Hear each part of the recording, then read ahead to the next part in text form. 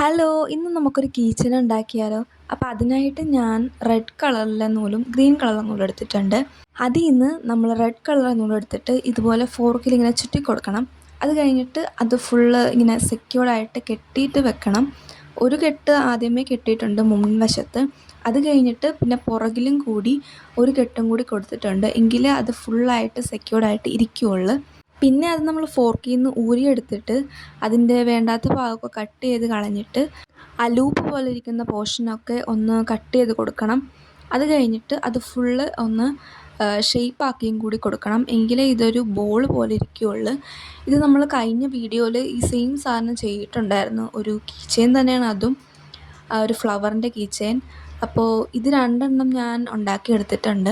അത് കഴിഞ്ഞിട്ട് ഈ ഗ്രീൻ നൂലെടുത്തിട്ട് ക്രോഷയിൽ നമ്മൾ ചെയ്യുന്ന ആ ചെയിൻ സ്റ്റിച്ചില്ലേ, അത് നമ്മൾ ചെയ്തെടുക്കുന്നുണ്ട്. ഞാനിപ്പോൾ ഇവിടെ 2mm ഹുക്ക് വെച്ചിട്ടാണ് ഞാനിതൊക്കെ ചെയ്തെടുത്തിരിക്കുന്നത്. ഈ ഹുക്കൊന്നും ഇല്ല എന്നുണ്ടെങ്കിലും കുഴപ്പമില്ല. ഇത് 3 സ്ട്രാൻഡ് പോലെ ഇങ്ങനെ എടുത്തിട്ട് അത് ഇങ്ങനെ പിന്നിയെടുത്താൽ മതി. ഞാനിവിടെ കാണിക്കുന്നുണ്ട് പിന്നിയെടുക്കുന്നതും.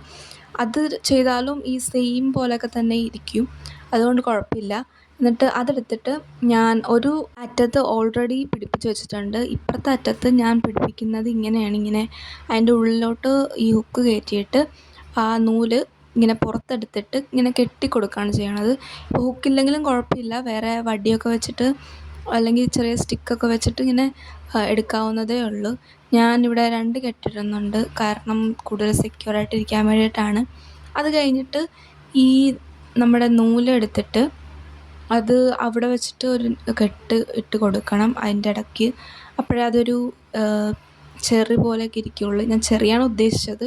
അപ്പോൾ ഇതാണ് നമ്മുടെ സിമ്പിളായിട്ടുള്ള ചെറി കീ ചെയിൻ. ചെറി പോലെ ആയോ എന്നൊന്നും അറിയില്ല, പക്ഷേ എങ്കിലും എനിക്ക് എന്തായാലും ഇഷ്ടമായിട്ടുണ്ട്. അപ്പോൾ ഇത്രയേ ഉള്ളൂ. Thank you.